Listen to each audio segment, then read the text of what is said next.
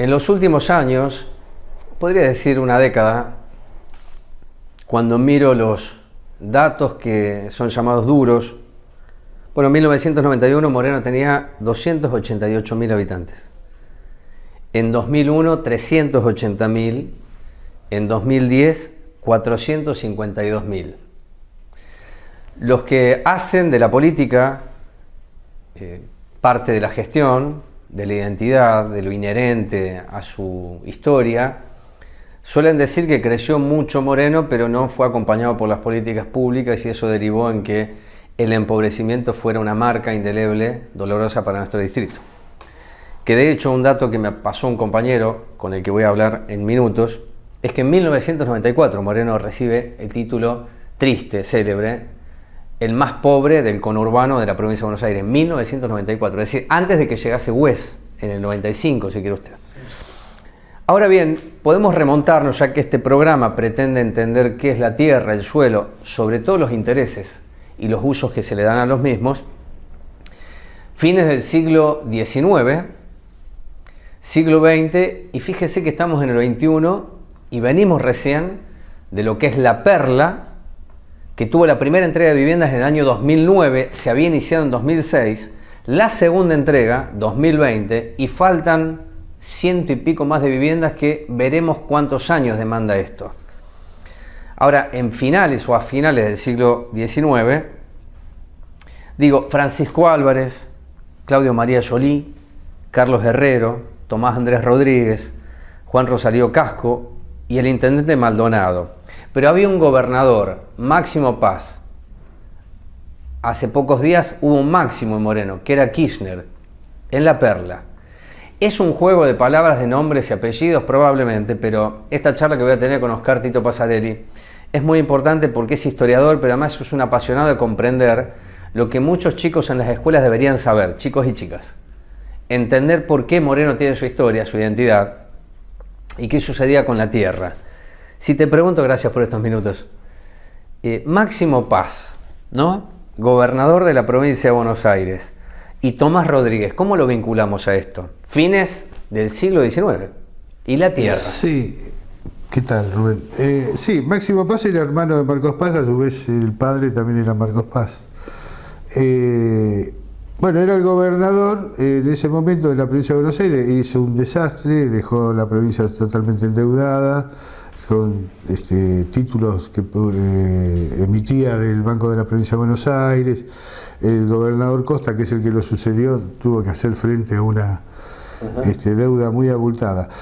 Ahí se produce un fabuloso negociado en ese momento, que eran el fraccionamiento de tierras o la declaración de égido. Égido es una fracción de tierra, una porción de territorio dedicado a la agricultura, al cultivo, que Moreno no tenía, aunque de hecho el Código Rural de la provincia de Buenos Aires establecía que los pueblos hasta 10 leguas de la ciudad de Buenos Aires eran tierra de cultivo, de agricultura. O sea que, entonces tenemos que decir que en ese momento Moreno estaba dentro de ese encuadramiento. Exactamente, ¿sí? Eso lo denuncia el gobernador D'Amico, Carlos D'Amico, en su libro, sí, Buenos Aires y sus hombres.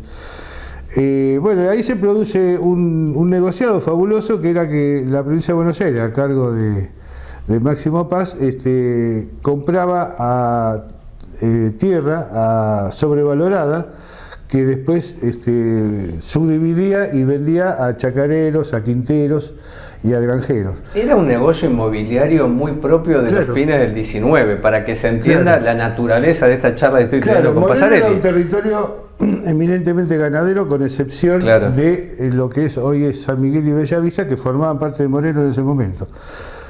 San Miguel y Bellavista ya estaban subdivididos para granjas y chacras, muy poblado por colonos franceses desde mucho tiempo antes. Con excepción de esa parte que formaba parte de Moreno, el resto era evidentemente ganadero. Moreno era un pequeño pueblo, tenemos que ubicarnos, ¿no? No existía Álvarez, no existía Paso del Rey, Villa Zapiola. El único era el casco céntrico de Moreno, con su ferrocarril que pasaba desde Buenos Aires hacia Luján, en una estación nada más, ahí no paraban los trenes precisamente paraban en Merlo a hacer la carga, también tenemos que tener en cuenta eso, las locomotoras a vapor que necesitaban mucha carga de agua para poder, bueno, esa carga de agua se hacía en Merlo, el tren paraba 15-20 minutos a cargar agua y seguía, o sea que por Moreno lo veíamos pasar. Exactamente, Moreno era una estación más. Bueno, ese territorio ganadero estaba controlado por ganaderos, precisamente. Maldonado era un ganadero de la zona actual de Cuartel Quinto. No eran territorio... No ¿Eran latifundios? No, precisamente, no eran lo que se conoce como latifundio, porque hacia el interior de la provincia de Buenos Aires hay estancias de hasta 100.000 hectáreas. Acá la estancia que había pertenecido a Alcorta, que ya estaba subdividida, Alcorta llegó a tener 6.000 hectáreas. El mayor propietario de Moreno era Francisco Álvarez, que tenía 7.500 hectáreas. ¿Eran arrendatarios? No, eran propietarios. Lo que tenía, a la llegada del ferrocarril en 1860, Moreno era un territorio eminentemente dedicado a la producción del lanar, que estaba de moda. En 1866 la Argentina tiene el pico de exportación de lana hacia Inglaterra. Ese es el año de máxima exportación. 1866 Moreno se fundó o se creó en 1860. A raíz con el paso de los años, la explotación lanar se traslada hacia el interior del país y estas tierras quedan destinadas al pastoreo del ganado vacuno. Bien, volvamos porque ese ejido era un negocio fraudulento, por supuesto, ¿no? Sí, pues acá la figura, para que se comprenda también esta nota, fíjese que la figura de declaración de utilidad pública. Claro. Lo aclaro porque para que se haga una cárcel en Cuartel Quinto aparece la figura de utilidad pública, 2020, solamente para tenerlo en cuenta. Vamos a la figura de utilidad pública de aquel momento. Lo que pasa es que son momentos por supuesto. Y destinos diferentes. Sí, pero quiero decir que la herramienta es útil siempre esta, ¿no? 1880 o finales del siglo XIX. La Constitución también establece la declaración de utilidad pública para distintos... Claro. Pero en aquel tiempo era la declaración de utilidad pública de tierras que eran ganaderas para ser más ganaderas.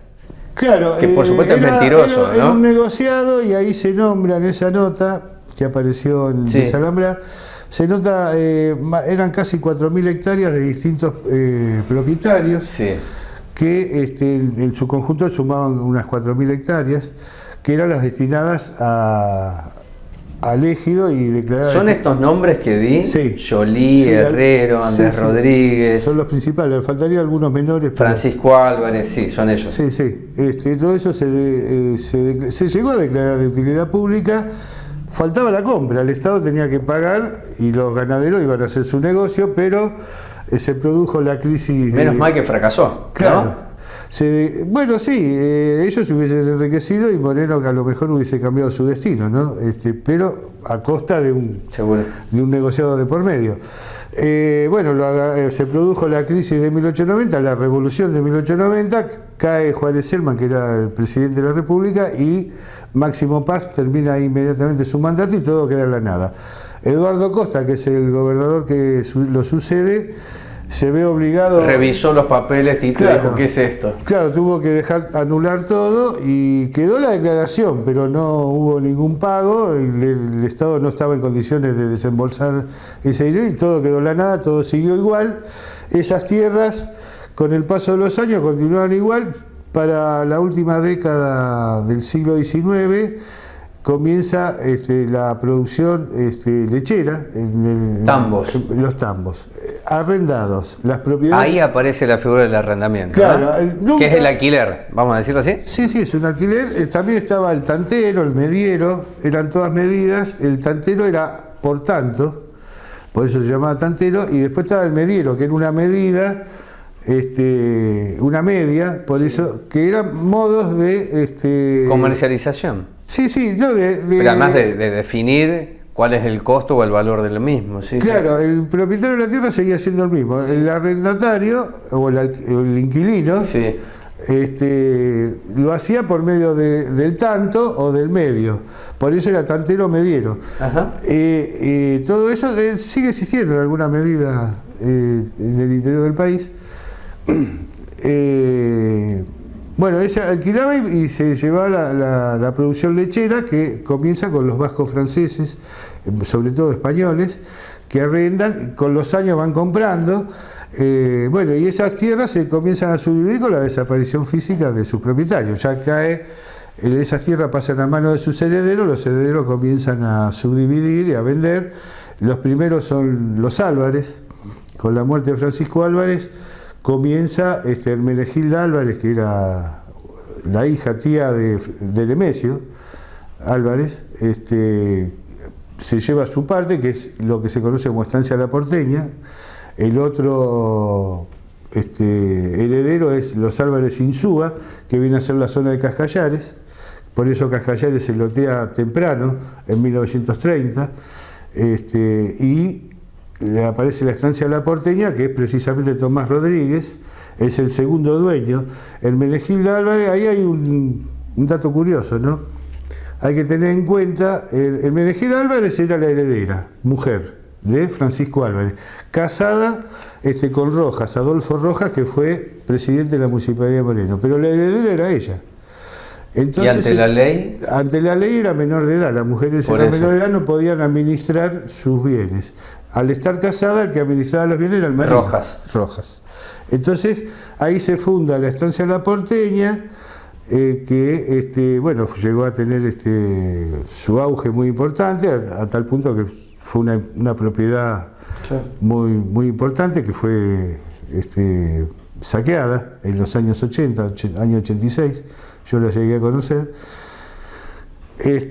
Bueno, y es donde está el barrio La Porteña, en realidad, que toma el nombre de la estancia. Esa estancia se vende, la compra Tomás Rodríguez, y Tomás Rodríguez también fue funcionario del Consejo Escolar de Moreno, cordobés. Tenemos que tener en cuenta que Juárez Selman era cordobés. El burrito cordobés. El burrito cordobés, que además estaba rodeado de todo un conjunto de colaboradores que eran cordobeses. Se supone que por ahí podría haber algún tipo de lazo que le permitía a Tomás Rodríguez llevar a cabo todo este negocio, porque él es el promotor del negocio. Claro. Es el que lo impulsa, lo lleva. Sí, Tomás Rodríguez, Máximo Paz, Selman, sería así. Claro, y además Tomás Rodríguez es el que lo tramita en La Plata. Claro. Y era consejero escolar de Moreno, el presidente del Consejo Escolar.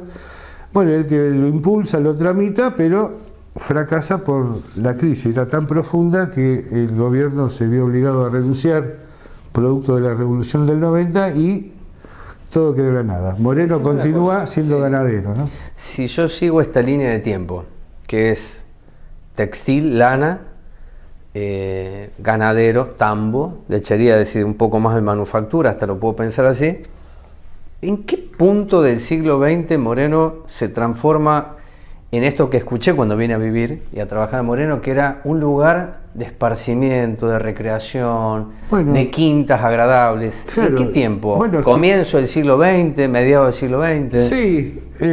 Sí, comienzo del siglo XX, donde antes estaban las estancias que comienzan a fraccionarse, como digo, a partir de la desaparición física de sus dueños. Ahí se instalan tambos, chacras, quintas. En la zona sur, sobre todo, la parte de lo que eran las tierras de Herrero, o sea, Villa Herrero. Y ahí toma el nombre del barrio, ¿no? De Carlos Herrero.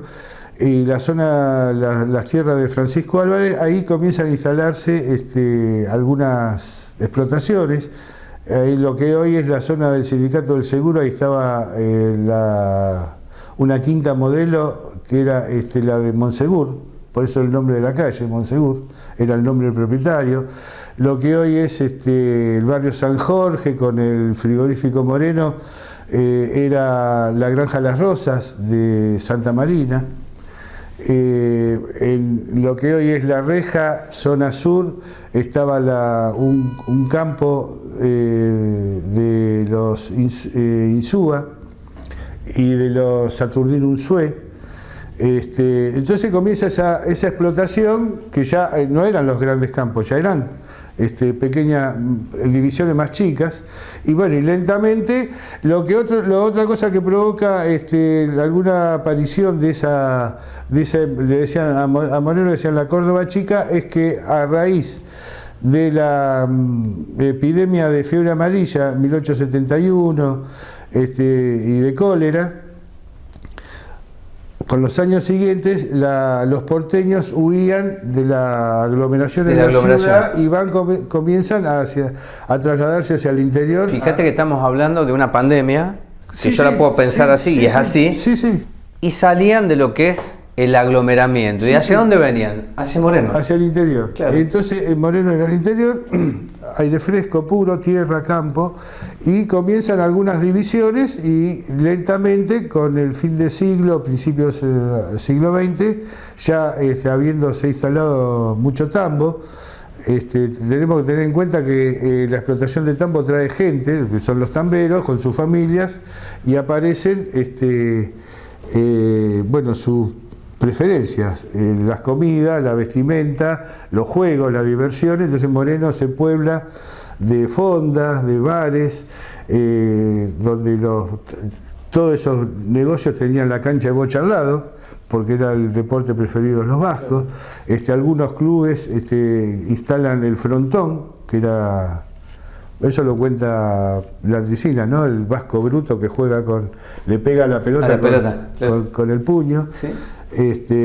Todo eso va comenzando a crear todo un mundo nuevo, que aparece el almacén de ramos generales, donde el vasco se provee de elementos. Además, algo bastante común, que eso lo cuenta Jaureche, el almacén de ramos generales funciona como banco. El vasco deposita su dinero en el almacén. Acá en ese caso era Próspero Dufour, con su almacén de ramos generales, que era el central, donde hoy está el Banco Provincia. Todo eso va creando un mundo, se va poblando lentamente y aparecen las familias adineradas de cierta alcurnia, que compran sus quintas, y hay fotos para 1925 de unas propiedades hermosas, que todavía alguna sobrevive. Tenemos ahí sobre la diagonal Emilio Mitre, ahí lo que vendría a ser el barrio Villa Herrero, está la quinta Sarhuel, al lado del Club de Leones. Entonces, fuimos bastante conocidos eso. Es una propiedad conocida, que eso era de un médico. Está Las Catonas. Las Catonas era del doctor Cabot. Lo que hoy es la unidad sanitaria era la quinta, la propiedad, la casa del doctor Cabot. Además, la unidad sanitaria Catona, no el SIC de la Viviana, lo voy a aclarar. No, sí, la Catona. La Catona preserva, es decir, la construcción. Ese es tal cual. El que quiere saber más o menos qué está diciendo pasaría, vaya a Las Catonas y va a ver el tipo de construcción que responde a ese tiempo. Claro, sí. El tipo de arquitectura, quiero decir, ¿no? Sí. Bueno, algunas sobreviven. Claro. Ahí sobre la avenida Victorica hay una casa que tiene un tapial muy alto frente a un supermercado muy conocido, que está en manos de una comunidad religiosa, creo. Bueno, si lograras poder verse a través del tapial, que solo se ve el techo, es una propiedad de esa época. El Colegio Mariano Moreno, también, con los dos leones.